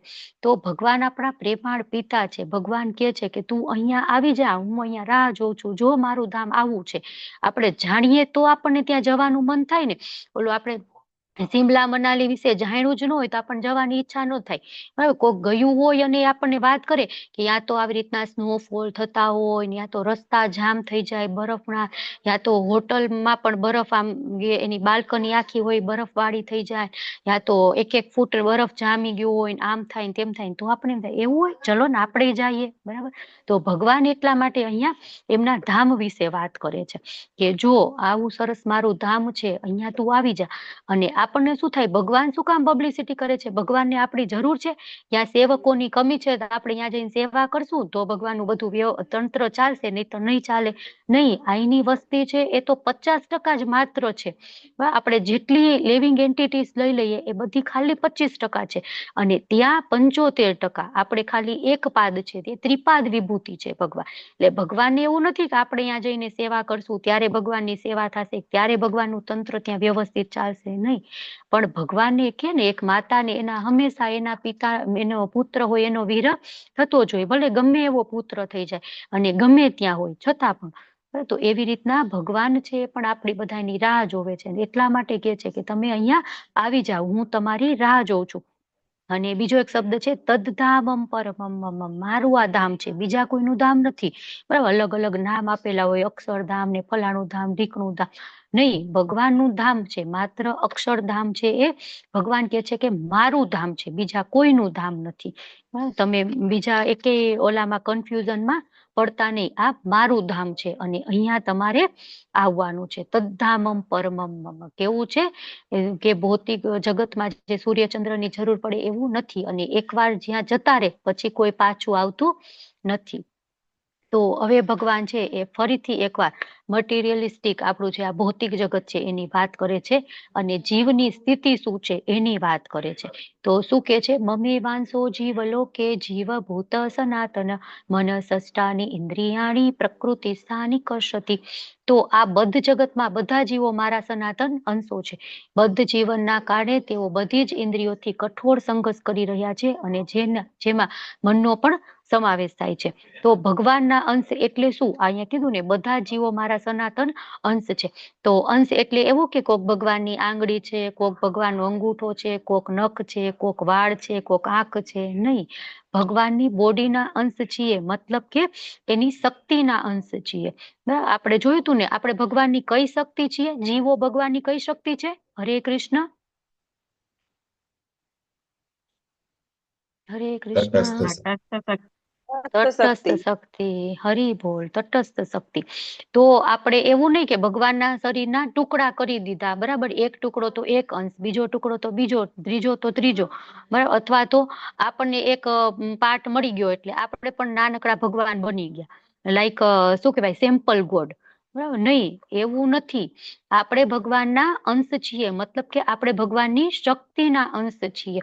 ભગવાનની શક્તિ છે આપણે બધામાં, ગુણો સેમ છે ભગવાનમાં કે આપણામાં, બરાબર, પણ ભગવાનમાં ક્વોન્ટિટીમાં વધારે છે, આપણે ક્વોન્ટિટીમાં ઓછા છે. બાકી ક્વોલિટીઝ છે આપણી બધાની, ભગવાનની કયો કે આપણી સેમ છે. જેવી રીતે આપણે બુંદીના લાડુ હોય, બરાબર, તો આખો મોટો લાડુ હોય, હવે એને તોડી દઈ કેટલી બધી બુંદી છૂટી પડી જાય, બરાબર, પણ બુંદી તો હોય ખરી ને, બરાબર. તો શક્તિ અને શક્તિમાન, બરાબર, એવી રીતના ભેદ અભેદ, ભેદ પણ છે અને અભેદ પણ છે. વેદાંત સૂત્રમાં છે શક્તિ અને શક્તિમાન બંને છે એ સેમ પણ હોય અને બંનેમાં ભેદ પણ છે. તો કોઈક વ્યક્તિ છે એનું શું કહેવાય, એનું લગ્ન થાય પછી બાળકો હોય, ધીમે ધીમે એક બાળકનો જન્મ થાય તો 1 ફૂટ નાના થઈ ગયા, બીજા બાળકનો જન્મ થાય તો બીજા ફૂટ નાના થઈ ગયા, તો કે હવે ત્રીજા ચોથા પાંચમા તો પૂરું, હવે તો એ રહ્યા જ નહીં, પૂરું થઈ ગયું. બરાબર, એવું નથી હોતું ને. અંશ છૂટા પડે મતલબ પછી આપણે એમ જ કહીએ ને કે આ તો મારો અંશ છે, આપણું બાળક હોય તો, બરાબર. તો એવી રીતના ભગવાનમાંથી આપણે બધા આવીએ છીએ, પણ છતાં ભગવાનનું અસ્તિત્વ છે એ સેમ એઝ ઇટ ઇઝ રહે છે. સડ ઐશ્વર્ય યુક્ત ભગવાન છે એ એઝ ઇટ ઇઝ રહે છે. એટલે પૂર્ણ વિસ્તાર ભગવાનમાંથી ભગવાન છે એમાંથી પહેલા બલરામજી આવે, પછી બલરામજી માંથી 4 ચતુર્વ્યુહ આવે ને, એક ચતુર્વ્યુહ આવે સંકર્ષણ, પ્રદ્યુમ્ન, અનિરુદ્ધ અને વાસુદેવ. ફરીથી પાછા સંકર્ષણ માંથી પાછા ચતુર્વ્યુહ આવે. બરાબર. તો એક એક ભગવાનના વિસ્તાર થતા જાય, એમાંથી અંશો આવતા જાય. બીજા ચતુર્વ્યુહમાં પાછા શું આવે? સંકર્ષણ, પ્રદ્યુમ્ન, અનિરુદ્ધ અને વાસુદેવ. અને પછી પાછા પુરુષ અવતાર આવે, પછી ગુણ અવતાર, લીલા અવતાર, અલગ અલગ મન્વંતર અવતાર, શક્ત્યાવેશ અવતાર, બધા અલગ અલગ અવતારો આવતા જાય. પણ એ બધા અંશો આવતા જાય તો ભગવાન ધીમે ધીમે નાના થતા જાય. એક અવતાર આવ્યો ભગવાન નાના થઈ ગયા, બીજો આવ્યો ભગવાનનું કદ પાછું ઘટી ગયું. નહીં, ભગવાન તો એઝ ઇટ ઇઝ એમ જ રહે છે. ભગવાન અલગ અલગ કાર્ય કરવા માટે પ્રોપર રીતે બધું ચાલે, એના માટે ભગવાન ખાલી એક બલરામજી એનો વિસ્તાર કરી નાખે બલરામજી તરીકે. પછી બલરામજીને જે કરવું એ કરે. ભગવાન શું કરે? પોતાના ધામમાં પોતાના ભક્તો સાથે સરસ મજાની લીલાઓ કરે. તો ભગવાનના બધા જ આપણે સનાતન અંશો છીએ, અને એ આપણે જાણવું જોઈએ. અને પછી શું છે? એ બધા અંશો શું કરે છે? બદ્ધ જીવના કારણે તેઓ બધી 6 ઇન્દ્રિયોથી કઠોર સંઘર્ષ કરી રહ્યા છે. 6 ઇન્દ્રિયો કઈ છે? 5 જ્ઞાનેન્દ્રિય અને 1 મન. 5 જ્ઞાનેન્દ્રિયના નામ બોલી જાઓ, ચલો. હરે કૃષ્ણ. કોણ બોલશે?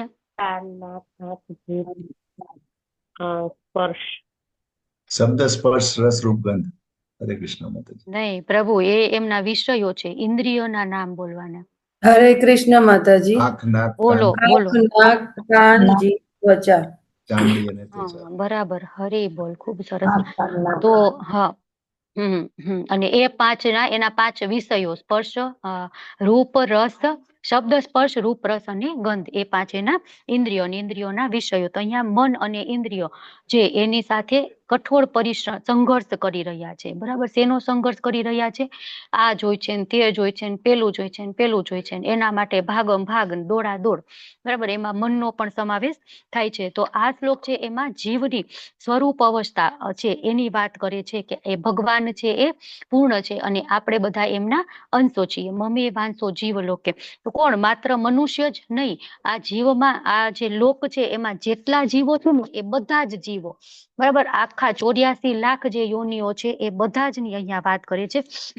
અને હંમેશા અંશ છે એ અંશ જ રહે છે, ક્યારે એ વિલીન થતા નથી. બરાબર. અને એટલા માટે જ સનાતન કહ્યું છે. એટલે વેદ છે એના મત અનુસાર પરમેશ્વર પ્રગટ થઈ અને અસંખ્ય વિસ્તારો કરે. આપણે વાત કરી ને, સૌથી પહેલા વિષ્ણુ તત્વ, અને પછી છે એ ધીમે ધીમે એમાંથી જીવાત્માઓ આવે. બરાબર. તો જેવી રીતના એક મોટી બધી આગ હોય, બરાબર, તો એ આગ છે એ પૂર્ણ છે, પણ એમાંથી આપણે એક નાનકડો ઓલો શું કહેવાય, કોલસો, એકદમ લાલ ચળકતો કોલસો એ બહાર કાઢી લઈએ તો થોડીક વાર તો એમાં પણ ગરમી તો હોય જ. બરાબર. થોડોક વાર તો એ સળગે તો ખરા જ. બરાબર. તો એનો અંશ છે. બરાબર. એ રીતના આપણે બધા શું છીએ? ભગવાનના અંશ છીએ, ભગવાનના સૂક્ષ્મ અંશો છીએ. અને આપણે ગુણ છે એ ભગવાન સાથે સેમ છે, પણ ક્વોન્ટિટીમાં આપણે ઓછા છીએ. તો કીડીથી લઈ અને બ્રહ્મા સુધીના બધા જ છે એ ભગવાનના અંશ છે. માત્ર એવું નહીં કે આપણે મનુષ્ય જ. બરાબર. તો આ શ્લોક છે એ સ્પષ્ટ આપણને કહે છે કે બદ્ધ જીવ છે એ મન અને ઇન્દ્રિયોના કારણે આ જે ભૌતિક જગત છે એમાં ફસાય છે. કઠોર સંઘર્ષ એમને કરવો પડે છે. તો સત્વ ગુણમાં હોય તો સારા કર્મો કરીએ, રજોગુણમાં હોય તો કષ્ટપ્રદ થાય રજોગુણના જે કાર્યો થતા હોય, અને તમો ગુણના કાર્ય હોય તો એના કારણે એવા કામ થાય કે જેના કારણે નિમ્નતમ યોનિઓ આપણને પ્રાપ્ત થાય. એટલે ભગવાન અહીંયા કહે છે કે મમે વાંશો, ભગવાનનો આપણે અંશ છીએ. અને હવે જે ભૌતિક વસ્તુ છે એનો તૂટેલો અંશ હોય અને એ વસ્તુ છે એ તૂટી જાય. બરાબર. તો એવી રીતના નથી. આપણે જોયું ને કે એક કોક હોય પિતા, તો એના બાળકો આવે તો એ 1 ફૂટ નાના થઈ જાય, વળી બીજું બાળક આવે 1 ફૂટ. એવું નથી થતું ને. તો એવી જ રીતના આપણે બધા ભગવાનમાંથી આવીએ છીએ, પણ ભગવાન પણ એઝ ઇટ ઇઝ છે એ પૂર્ણ જ રહે છે. બરાબર. પૂર્ણમિદમ પૂર્ણસ્ય પૂર્ણમુદચ્યતે છે ને, ઈશોપનિષદનો પહેલો જ આહવાન મંત્ર છે કે એ પૂર્ણમાંથી પૂર્ણ આવે ને તો પણ એ પૂર્ણ તો પૂર્ણ જ રહે. આપણે અહીં જગતમાં કેવું હોય, 1 - 1 = 0 થાય ને, પણ ત્યાં 1 - 1 = 1 જ રહે છે. બરાબર, અને 1 + 1 = 2 થાય ને ત્યાં 1 + 1 = 1 જ રહે છે. બરાબર, તો એ ભગવાન છે, પૂર્ણ છે. એટલા માટે જ ભગવાનને આપણે ભોગ લગાડી તો ભગવાન જમી લે, ભોગ પૂરો થઈ જવો જોઈએ ને, થાય છે પૂરો. પૂર્ણ જ ભોગ આપણે ઓફર કરીને પૂર્ણ જમી લે, છતાં પણ પૂર્ણ જ આપણા પાસે વધે છે.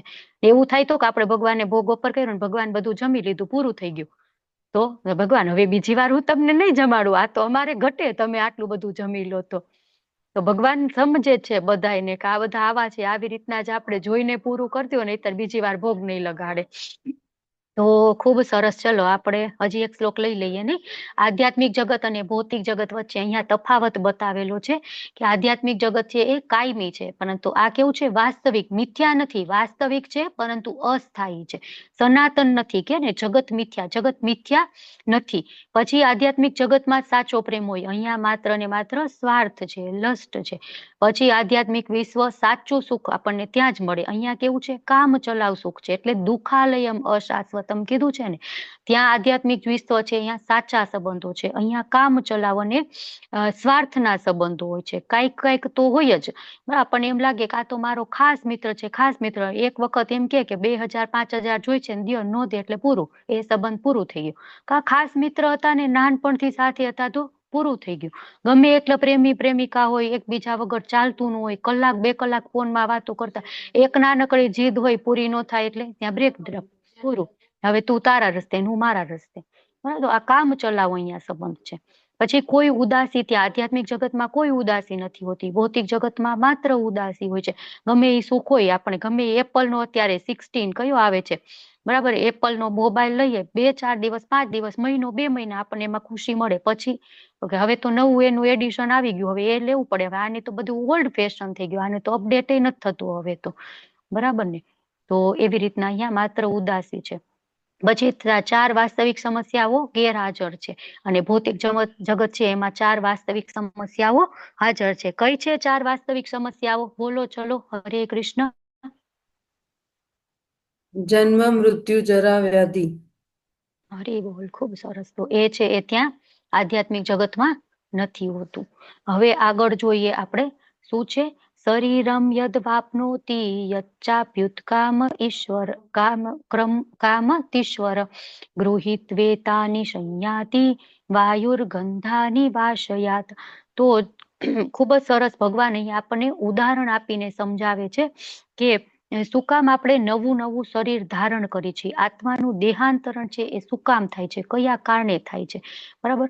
તો અહીંયા શું છે, જેવી રીતે પવન સુગંધને એક સ્થળેથી બીજે સ્થળે રહી જાય છે, તેમ જીવ આ જગતમાં પોતાના જીવનના જુદા જુદા ખ્યાલોને એક શરીરમાંથી બીજા શરીરમાં લઈ જાય છે. આ પ્રમાણે તે એક શરીરને ધારણ કરે છે અને પછી તેને ત્યાગી બીજું શરીર ધારણ કરે છે. તો અહીં ભગવાન છે એ જીવને પોતાના શરીરનો નિયંતા કેવડાવે છે કે જેવી ઈચ્છા થાય તેવી યોની પ્રાપ્ત થાય. એટલે મૃત્યુ શરીરે જેવી ચેતના હોય એવી યોની, એવું શરીર એને પ્રાપ્ત થાય. તો મૃત્યુ શરીરે આપણી એવી ચેતના હોય કૂતરા બિલાડા જેવી, બરાબર, તો આપણને કૂતરા બિલાડાની યોની પ્રાપ્ત થાય, એવું શરીર પ્રાપ્ત થાય. જો આપણે એવી ચેતના હોય સારી દેવી, તો આપણને દેવી જગત, જે સ્વર્ગ લોક છે, દેવી ગ્રહો છે, ત્યાં સ્થાન પ્રાપ્ત થાય. અને કૃષ્ણ ભાવનામૃતમાં આપણે હોઈએ, આપણા કાનમાં હરે કૃષ્ણ મહામંત્ર ચાલતો હોય, ભગવાનના ભક્તો કીર્તન કરતા હોય, બાજુમાં સામે જગન્નાથજીના દર્શન થતા હોય, તો આપણને ભગવાનનું ધામ મળે. એટલે કે યમ યમ વાપી સ્મરણ પ્રાભ ત્રજેન્તે કલેવરમ, અથવા તો અંતકાલે ચ મામેવ સ્મરણ મુક્ત્વા કલેવરમ. મારું દેહ છોડતે વખતે તમે જેવું ભાવ કરશો એવું તમને શરીર મળશે, અથવા તો તમે મારું ધ્યાન કરશો ભગવાન કે, તો તમને મારી ભાવના મળશે. એટલે આપણે 7મા અધ્યાયમાં જોયું હતું ને કે હાર્ડવેર આપણું આ છે એ હાર્ડવેર, જે ભૌતિક આપણું છે શું કહેવાય શરીર, અને મન છે એ સોફ્ટવેર. તો સોફ્ટવેરમાં વાયરસ આપણો હોય જતો રહે તો આખું બધું જ બગડી જાય ને, હાર્ડવેર ઓટોમેટિક બગડી જાય, બરાબર. તો એ સોફ્ટવેર શું છે, મન અને બુદ્ધિ, બરાબર. તો એના કારણે આપણે જન્મ સુધી આ બધું ભોગવવું પડે છે. એક જન્મમાંથી બીજા જન્મમાં વાયુ કોક હોય તો એ વાયુને પોતાની કોઈ સુગંધ ન હોય. અહીંયા પ્રભુપાદ ઉદાહરણથી સમજાવે છે કે ભગવાન એ ઉદાહરણથી સમજાવે છે કે વાયુને પોતાની કઈ સુગંધ ન હોય, પણ તે જે ફૂલ ઉપરથી પસાર થાય તો ફૂલ સુગંધી હોય તો આપણને એમ લાગે કે વાહ, આ સુગંધ વાળો પવન આવ્યો. હવે એ મળ ઉપરથી, કાદવ કીચડ ઉપરથી પસાર થાય તો આપણને એમ લાગે આ તો બદબૂદાર છે, પણ પોતાની એની સુગંધ છે જ નહીં, બરાબર. હવાની પોતાની સુગંધ નથી, તો એવી રીતના સેમ કે આપણી આત્મા છે એનું પોતાનું એવું કાંઈ પણ નથી કે આ જ શરીર કે આ શરીર કે એના કર્મો કાંઈ પણ નથી, પણ એ છે એ જેવો સંગ કરે છે એ 3 ગુણો જે સિલેક્ટ કરે છે અને એ પ્રમાણે એનું અલગ અલગ શરીર છે એ પ્રાપ્ત થાય છે. કે જે પાણી છે, આપણે બીજા ઉદાહરણથી જોઈએ કે પાણી છે એ કલર વગરનું હોય ને, આમ તો આપણે ટ્રાન્સપરન્ટ હોય પાણી, બરાબર, પણ એમાં આપણે જેવું એમાં ભેળવશું કલર એવા કલરનું એ બની જશે. ભગવાનની સેવામાં લાગે તો ચરણામૃત બની જાય, ભગવાનનો અભિષેક કરી તો એ અભિષેકનું જળ બની જાય, કાદવ સાથે મિક્સ કરી તો કીચડ બની જાય, બરાબર. એમાં બ્લુ કલર નાખી તો બ્લુ કલરનું થઈ જાય. ગ્રીન હોળી રમતા હોય ત્યારે બાળકો કરતા હોય ને, અલગ અલગ કલર લઈ આવે ને પાણીમાં નાખીને પછી અલગ અલગ કલરનું પાણી બનાવી દે. તો એ રીતના જેવો સંગ, બરાબર, તો એ પ્રમાણે આપણે જે ગુણને સિલેક્ટ કરશું એ પ્રમાણે આપણું દેહાંતર થશે. મૃત્યુ સમયે જેવી ઈચ્છા કરશું, જેવા આપણે કર્મ કર્યા હશે એ પ્રમાણે આપણને બીજું શરીર મળશે. તો ઘણા બધાને પ્રશ્ન થાય કે આત્મા તો કઈ કરતો નથી, બરાબર, તો દેહાંતર કઈ રીતના થાય છે, તો બીજું શરીર આત્માને કઈ રીતના મળે છે? તો અહીંયા ભગવાન એની જવાબ આપે છે કે ભોગવવાની ઈચ્છા, બરાબર, જે સંગ થાય છે ને એ સંગના કારણે આપણને બીજું શરીર મળે છે. મૃત્યુ સમયે આપણને ઈચ્છા થાય કે મારે તો લીડર બનવું, તો અમુક હોય ને પોલિટિકલ લીડર હોય, છેક સુધી એમ હોય મારે મુખ્યમંત્રી બનવું છે, મુખ્યમંત્રી બની જ ન શકે ને એમને મૃત્યુ થઈ જાય. પછી તો કર્મો તો એવા હતા નહીં કે મનુષ્ય શરીર મળે ફરીથી ને એની ઈચ્છા પૂરી થાય. પછી શું બને? એ કૂતરા હોય ને એ બની જાય શેરીનો, એનો લીડર એ હોય. પછી ગમે એ વાહન નીકળે ને એટલે પેલા હું બસીશ ને પછી તમારે બધા પાછળ મારે આવવાનું, એવી રીતના લીડર બની જાય. પછી કેટલાય હોય અને એન્જિનિયર બનવું છે, નાના નાના છોકરા હોય, ઈચ્છા હોય, પણ એન્જિનિયર બની ન શકે, સરખી રીતના અભ્યાસ થાય ને અને દેહ ત્યાગ થઈ જાય. પછી કામ તો એવા કર્યા નહોતા એન્જિનિયર બને, પછી ઓલી સમડી બની જાય. સમડીનો માળો કેટલો સરસ હોય, કે એન્જિનિયર પણ ન બનાવી શકે ને એટલું સરસ એનો સમડીનો માળો હોય, બરાબર. કોઈ કેટલા લોકોને એવું હોય મારે ડોક્ટર બનવું છે, પણ કઈક કારણોથી નો ડોક્ટર બની શક્યા. પછી કર્મો પણ એવા નહોતા ડોક્ટર બને, છેલ્લી ઘડીએ પછી યાદ આવે એટલે મારી આ ઈચ્છા તો અધૂરી રહી ગઈ. પછી ભગવાન કે તથાસ્તુ, ચાલો તાર ડોક્ટર બનવું છે ને હું તને ઓલી લીચ હોય ને જડો એ બનાવી દઉં. પછી એ શું કરે કે જે ખરાબ ચામડી હોય ને ત્યાં મૂકે અને પછી અહીંયા છે એ ખાય, એ લોહી ખરાબ છે એ પીવે. હા, જેને ક્લાસ ચાલુ થતો હોય જઈ શકે છે, ભક્તિ શાસ્ત્રીનો આ છેલ્લો શ્લોક છે, હવે આપણે પૂરું જ કરીએ છીએ. તો એ રીતના એક શરીરમાંથી બીજું શરીર જે મૃત્યુ સમયની ઈચ્છાઓ હોય એના અનુસાર એ પ્રાપ્ત કરે છે, બરાબર. તો આટલું આપણે રાખીએ 8 શ્લોક સુધી. વાંછા કલ્પતરુભ્યશ્ચ કૃપા સિંધુભ્યૈવ ચ પતિતાનાં પાવનેભ્યો વૈષ્ણવેભ્યો નમો નમઃ. હરે કૃષ્ણ કૃષ્ણ કૃષ્ણ હરે હરે, હરે રામ રામ રામ હરે હરે. હરે કૃષ્ણ સર્વેને. હરે કૃષ્ણ માતાજી, દંડવત